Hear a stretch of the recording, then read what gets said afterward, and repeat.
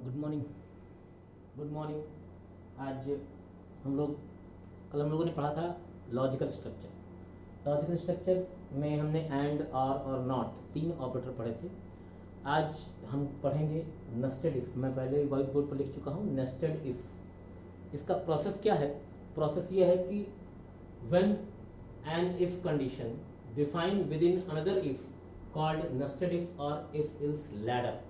जब एक if condition के अंदर दूसरी इफ डिफाइन की जाती है तो हम उसको नेस्टेड इफ या इफ इल्स लैडर के नाम से जानते हैं। जैसे हमारे पास स्ट्रक्चर ये है कि हमारे पास इफ है, इसकी कंडीशन होती है, इसका स्टेटमेंट होता है, फिर एल्स होता है और फिर उसका स्टेटमेंट होता है। हम सब जानते हैं कि ये जो पार्ट होता है इसको हम ट्रू ब्लॉक कहते हैं और इस पार्ट को हम फॉल्स ब्लॉक कहते हैं। That is called true block. यानी ये स्टेटमेंट आपकी तब एग्जीक्यूट होंगी, तब आपकी निकलेंगी जब आपकी कंडीशन सही होगी। ये जो कंडीशन आपने यहाँ डिफाइन की है, जब सही होगी तो ये होगा और जब गलत होगा तो ये होगा। जैसे हमने दिखा कि इफ एन बड़ा है 0 से, अगर हमने n की value 5 the, suppose that input किया 5, तो आपका यहां हमने लिखा है प्रिंटफ पॉजिटिव, ये एग्जीक्यूट होगा। एल्स लिखा है हमने प्रिंटफ नॉट पॉजिटिव, तो ये एग्जीक्यूट नहीं होगा बिकॉज n की वैल्यू 5 हमने दी है और 5 दी है, तो ये कंडीशन क्या निकलेगी? ये कंडीशन ट्रू निकलेगी। तो जब ये कंडीशन ट्रू आएगी तो फिर आपका ये वाला स्टेटमेंट, आपका ये जो प्रिंटफ पॉजिटिव लिखा हमने, ये स्टेटमेंट एग्जीक्यूट होगा, ये स्टेटमेंट एग्जीक्यूट नहीं होगा। अगर हमने यहां दिया n की वैल्यू -5 दे दी है, तब यही है पूरी कंडीशन, ये फॉल्स हो जाएगी। और जब फॉल्स होगी तो आपका ये वाला जो पार्ट है, ये प्रिंटफ नॉट पॉजिटिव वाला, ये एग्जीक्यूट होगा, ये एग्जीक्यूट नहीं होगा। यानी एक ही कंडीशन अगर ट्रू होती है तो जो स्टेटमेंट आपकी एग्जीक्यूट होती है उसको ट्रू ब्लॉक कहा जाता है, जो इफ के जस्ट नीचे होता है। और अगर वही कंडीशन जो इफ के साथ दी है वो फॉल्स होती है तो एल्स के जस्ट नीचे वाला ब्लॉक या एल्स के जस्ट नीचे वाला जो पार्ट है, जो लाइंस लिखी हैं, वो लाइनें आपकी एग्जीक्यूट होती हैं, जिसको हम फॉल्स ब्लॉक कहते हैं। इफ के नीचे के ब्लॉक को ट्रू ब्लॉक कहा जाता है और एल्स के नीचे के ब्लॉक को फॉल्स ब्लॉक कहा जाता है। ये पीछे हम पढ़ चुके हैं, इसके बारे में हम जानते हैं। लेकिन हमारे पास जब दो आउटपुट होते हैं, या तो पॉजिटिव या तो नॉट पॉजिटिव, तो हम एक कंडीशन लगाते हैं। हमारे पास एक में पॉजिटिव हो गया, ट्रू हो गया तो पॉजिटिव हो गया, फॉल्स हो गया तो नॉट पॉजिटिव हो गया। लेकिन अगर हमारे पास कहीं तीन कंडीशन हो, जैसे हमें ये चेक करना हो कि n की एक वैल्यू है वो पॉजिटिव है, निगेटिव है या जीरो है। अब देखिए यहां पे तीन कंडीशन है, वो नंबर पॉजिटिव भी हो सकता है, नेगेटिव भी हो सकता है और जीरो भी हो सकता है। पॉजिटिव कब होगा? जब जीरो से बड़ा होगा। नेगेटिव कब होगा? जब जीरो से छोटा होगा। और जीरो कब होगा? जब जीरो के बराबर होगा। यानी हमारे पास यहाँ पे तीन आउटपुट है, कंडीशन भी तीन है, 1 2 और 3, और तीनों ही कंडीशन सेपरेट है। मतलब एक बार हम चेक करेंगे पॉजिटिव नहीं हुआ तो हो सकता है नेगेटिव भी हो या हो सकता है जीरो भी हो। यानी हमारे पास दोनों ऑप्शन बचेंगे पॉजिटिव चेक करने के बाद कि नेगेटिव भी हो सकता है और जीरो भी हो सकता है। जब इस चीज को हम देखेंगे या इस चीज को हम करेंगे, मतलब यूज करेंगे, तो हमें इसके लिए एक और इफ की जरूरत पड़ेगी। और जब हम इस तरह का इफ यूज करते हैं तो उसको हम बोलते हैं नेस्टेड इफ इल्स। ठीक है, इस तरह के इफ को यूज करने के लिए हम जो यूज करते हैं वो होता है आपका नेस्टेड इफ इल्स। जब हम इस तरह का यूज करेंगे तब उसको बोलते हैं हम नेस्टेड इफ इल्स। अब नेस्टेड इफ इल्स में क्या होता है कि आपका एक इफ हो गया, इसकी कंडीशन अगर ट्रू है तो जस्ट इसके बाद जो स्टेटमेंट हमने लिखा है वो एग्जीक्यूट होगा। अगर फॉल्स है तो फिर एक कंडीशन है, तो यहां एल्स के साथ इफ लगता है, यहां लगा देंगे इफ और यहां कंडीशन। अब ये ट्रू होता है तो ये स्टेटमेंट, और अगर फॉल्स होता है तो ये स्टेटमेंट। यानी इस इफ का ये ट्रू ब्लॉक है और ये पूरा इसका ये फॉल्स ब्लॉक है, इस इफ का, इस वाले इफ का ये ट्रू ब्लॉक है और ये पूरा इसके बाद का फॉल्स ब्लॉक है, और इस वाले इफ का ये ट्रू ब्लॉक है और ये फॉल्स ब्लॉक है। तो ये वाला जो इफ हो गया, ये पूरा, इस पूरे स्ट्रक्चर को हम पेरेंट इफ कहते हैं। क्या कहते हैं? पेरेंट इफ कहते हैं। और ये वाला जो स्ट्रक्चर है इसको बोलते हैं चाइल्ड इफ। क्यों चाइल्ड इफ बोलते हैं? इसलिए बोलते हैं कि अगर ये कंडीशन ट्रू हो गई, जो हमने कंडीशन लिखा है, अगर ये कंडीशन ट्रू हो गई तो फिर हमें दूसरे कंडीशन की, यानी हमें इस वाले इफ की जरूरत ही नहीं पड़ेगी। ये वाला इफ तभी यूज होगा जब हम इस वाले इफ को फॉल्स कंडीशन में जाएंगे, यानी इस इफ को कंट्रोल करने वाला कौन सा है? ये इफ है। इसलिए इसको हम बोलते हैं पेरेंट इफ और ये चाइल्ड इफ। अब इसके अंदर एक और कंडीशन अगर बन गई, जैसे यहां भी हमने एल्स इफ लगा दिया, मान लीजिए हमारे पास अभी तो 3 आउटपुट हमने बोला कि पॉजिटिव, नेगेटिव या जीरो। अगर हमारे पास 4 आउटपुट है, कोई ऐसा प्रोग्राम है जिससे मान लीजिए 4 नंबर हमारे पास हाईएस्ट है, तो हमारे पास एक नंबर पहला होगा हाईएस्ट, कि दूसरा होगा हाईएस्ट, कि तीसरा होगा हाईएस्ट, कि चौथा होगा हाईएस्ट, यानी हमारे पास 4 आउटपुट है। तो जितने आउटपुट होंगे, ध्यान रखिएगा ये फॉर्मूला है कि जितने आउटपुट होंगे उससे एक कम आपका इफ होगा। यहां 3 आउटपुट है तो इफ कितने हैं? 2। अगर 4 आउटपुट होंगे तो इफ कितने हो जाएंगे? 3।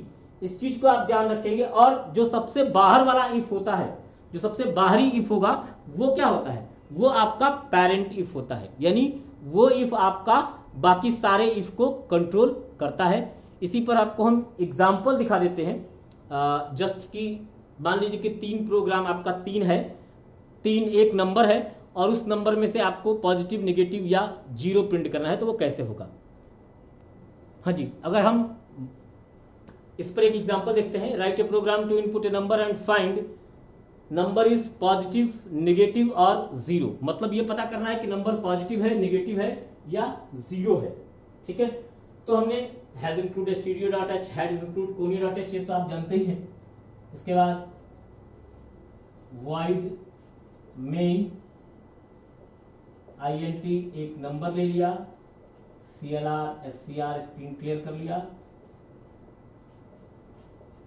printf/n इनपुट एनी नंबर, कोई नंबर इनपुट कर लिया, scanf %d %m ये हमने ले लिया। ये हमने सिंपल यूज कर लिया। ये आप, मुझे लगता है कि आपको ये याद हो जाना चाहिए बार बार करते करते। हमने has include stdio.h, has include conio.h, void main int n एक number, clr scr screen clear करने के लिए, printf इनपुट एनी नंबर और scanf उसको इनपुट कर लिया। इतने हमने कर लिया। अब हमें कंडीशन चेक करनी है कि वो नंबर या तो पॉजिटिव है या नेगेटिव है या जीरो है। तो हम पहले पॉजिटिव चेक करते हैं। अगर इफ नंबर बड़ा है जीरो से, if n greater than zero, क्या होगा? printf/n positive. अगर ऐसा नहीं होता है तो एल्स के बाद फिर इफ लगाएंगे। इफ नंबर छोटा है जीरो से,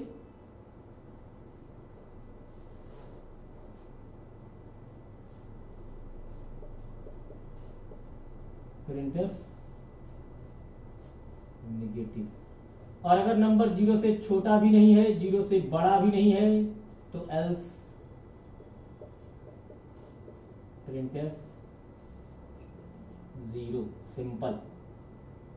यहां लगाएंगे गेट ch और काम खत्म। अब देखिए इस प्रोग्राम में क्या होगा, आपका नंबर एक वैल्यू करेगा। आपने नंबर दिया, कोई भी नंबर दिया, मान लीजिए ड्राई रन कराते हैं। अब ड्राई रन में हमने कोई वैल्यू नंबर दिया, मान लीजिए n की वैल्यू हमसे पूछी गई, हमने दिया n की वैल्यू 4, तो क्या प्रिंट करेगा? 4 जीरो से बड़ा है, पॉजिटिव प्रिंट करेगा, यानी ये प्रिंट करेगा पॉजिटिव। फिर से दोबारा रन कराया, हमने दिया -3, अब ये क्या प्रिंट करेगा? जीरो से बड़ा नहीं है, यहां कंडीशन ट्रू होगी, प्रिंट करेगा नेगेटिव। अगर हमने दिया जीरो, सिंपल जीरो दे दिया, n की वैल्यू इनपुट किया हमने, n की वैल्यू जीरो दे दी, तब क्या प्रिंट करेगा? ये तीसरी कंडीशन आएगी, यानी ये प्रिंट करेगा जीरो। ये आपका सिंपल है कि अगर आपके पास एक नंबर है और उसका चेक करना है कि वो नंबर पॉजिटिव है, नेगेटिव है या जीरो है। यानी ये एक प्रोग्राम में 3 कंडीशन, यानी इफ का प्रयोग 2 बार, वो इफ नहीं होता है, वो इफ एल्स इफ या इफ इल्स लैडर कहते हैं, या उसको हम बोलते हैं इफ नेस्टेड इफ, यानी एक इफ के अंदर आपका दूसरा इफ। अब इसके संदर्भ में, इसी क्रम में हम एक और प्रोग्राम देखेंगे कि आपका 3 नंबर और 3 नंबर से हाईएस्ट फाइंड करेंगे कि 3 नंबर में हाईएस्ट नंबर कौन सा है, इस चीज को फाइंड करते हैं। तो इसका पहले प्रोग्राम बना लेते हैं। चलिए, ये प्रोग्राम हमने लिख दिया, we have to input 3 numbers and find the highest number, यानी पहला नंबर बड़ा है, दूसरा नंबर बड़ा है या तीसरा नंबर बड़ा है, हमको ये देखना है। तो इसके लिए हमने वो जो स्टार्टिंग का है वो stdio.io.h, conio.h, void main, 3 number, 3 variable a, b और c, इंटीजर टाइप के, इंटीजर मतलब डेसिमल इंटीजर, साइंड क्या बोलते हैं, sign short decimal integer, CLR। ये मैं बार बार साइन शॉर्ट इंटीजर इसलिए कहता हूँ क्योंकि आगे जब क्लास में पढ़ेंगे आप ना, तो उसके टाइप्स हम चेंज करेंगे तो आपको प्रॉब्लम ना हो। Sign short integer, CLR, SCR, printf, input 3 numbers, scanf, %d, %d, %d, a%, %b और %c, 3 वेरिएबल हमने इनपुट कर लिए। अब हाईएस्ट चेक करना है, तो हाईएस्ट कैसे चेक करेंगे? अगर पहला नंबर जो कि a है वो बड़ा होगा b से और वो नंबर बड़ा होगा c से, यानी वो a आपका b से और c से दोनों से बड़ा होगा तभी तो हाईएस्ट होगा। हमारे पास 3 चीजें हैं, तो तीनों में से बड़ा कौन है ये हम तीनों को चेक करेंगे आपस में, तब तो मालूम होगा। तो पहले को हमने दूसरे से और तीसरे से दोनों से चेक किया। अगर दोनों ही से ही ये बड़ा होगा तो मैसेज हमको क्या आएगा,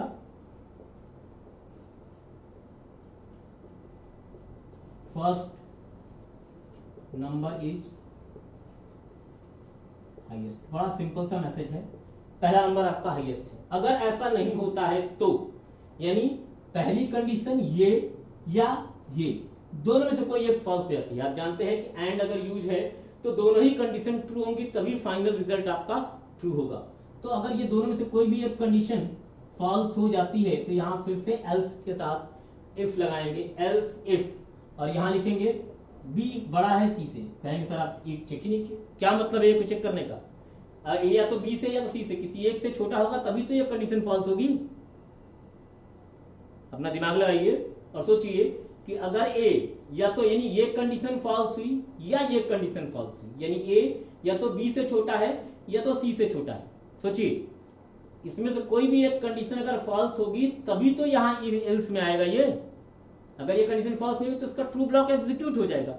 यानी a आपका या तो b से या तो c से, किसी एक से छोटा है तभी हम उसको चेक करा रहे हैं b और c को आपस में। तब a को चेक कराने की जरूरत है क्योंकि वो दौड़ से बाहर हो चुका है। अब हमें ये चेक करना है कि b और c में से कौन सा बड़ा है। अगर b और c में से जो भी बड़ा है, अगर b बड़ा है तो लिख देंगे printf second number is highest, simple सा। और अगर ऐसा नहीं है, finally else third number is, बहुत सिंपल, लेट्स सी एच,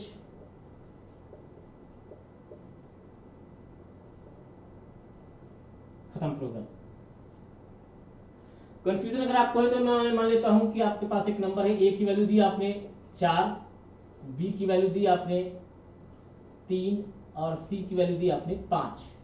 देखिए इसमें से c बड़ा है तो यहां जब कंडीशन आएगी चेक करेगा a बड़ा है b से, ट्रू होगा, और a बड़ा है c से, ये फॉल्स होगा क्योंकि a की वैल्यू देखिए 4 है और b की वैल्यू 3 है। तो 4 तो 3 से बड़ा है लेकिन 4 5 से बड़ा नहीं है, तो ये कंडीशन फॉल्स हो जाएगी।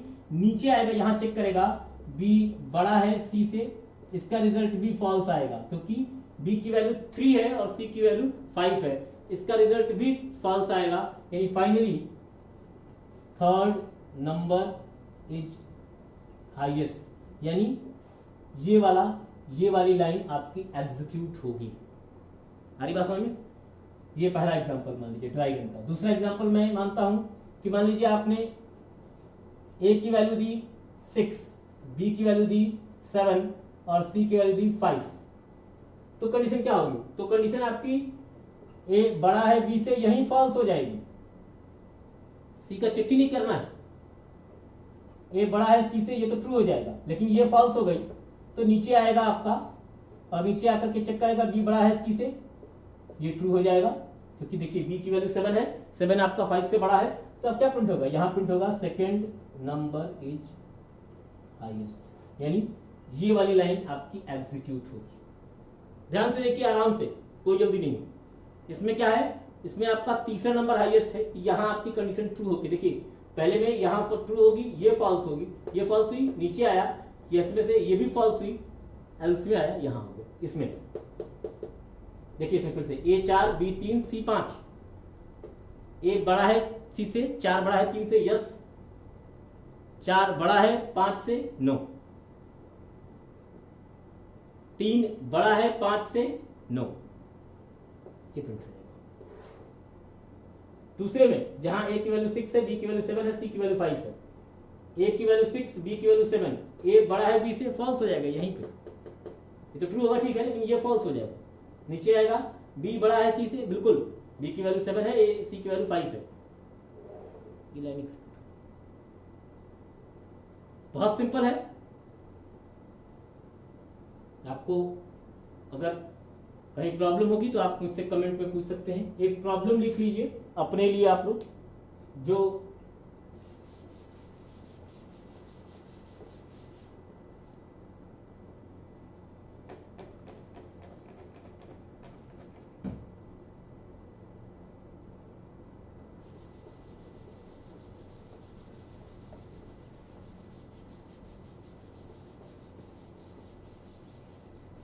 मैं यहाँ प्रॉब्लम लिख देता हूं आपकी। अब हमने 3 पर बना दिया, कंडीशन बना दिया। एक प्रॉब्लम मैं लिखता हूं, उस प्रॉब्लम को आप लोग नोट कर लीजिएगा। वो प्रॉब्लम आप लोगों ने कल कुछ लोगों ने कमेंट में बना के मुझे दिखाया था और कुछ लोगों ने मैसेज किया था, तो प्लीज मैसेज मत कीजिए आप लोग। आपको जो प्रॉब्लम दी जा रही है उसको आप कमेंट में ही अपडेट कर दीजिए। नहीं होता है तो कहीं और टाइप कीजिए, कमेंट में उसको लाके पेस्ट कर दीजिए, ठीक है। प्रॉब्लम ये है, write a program to input and year, एक ईयर इनपुट करना है और उसमें कंडीशन है check year is century leap year. आपको यह पता करना है कि ईयर आपका सेंचुरी लीप ईयर है। दूसरा, check year is century year, आपका ईयर सेंचुरी ईयर है। तीसरा, check year is leap year. और चौथा, check year is not a leap year. यानी आपके पास 4 आउटपुट हैं। अगर आपका नंबर 400 से डिवाइड होता है तो सेंचुरी लीप ईयर होगा, 100 से डिवाइड होता है तो सेंचुरी ईयर होगा, 4 से डिवाइड होगा तो लीप ईयर होगा, किसी से डिवाइड नहीं होगा तो नॉट ए लीप ईयर होगा। आपके पास ये 4 आउटपुट हैं, century leap year, century year और लीप ईयर और नॉट ए लीप ईयर। आपको इस प्रोग्राम को बनाना है जहां आपकी 4 आउटपुट हैं। कंडीशन आपके पास कितनी होंगी, 3 होंगी। आपको इन 3 कंडीशन को मिला करके ये बनाना है। और प्लीज कमेंट में ही बनाइएगा, मुझे मैसेज मत कीजिएगा, ठीक है। उम्मीद करता हूं आपको प्रोग्राम समझ में आया होगा। अगर समझ में आता है तो कमेंट कीजिए, लाइक कीजिए और शेयर कीजिए लोगों को, और सब्सक्राइब करने को कहिए और लोग इसका फायदा उठा सकें। धन्यवाद।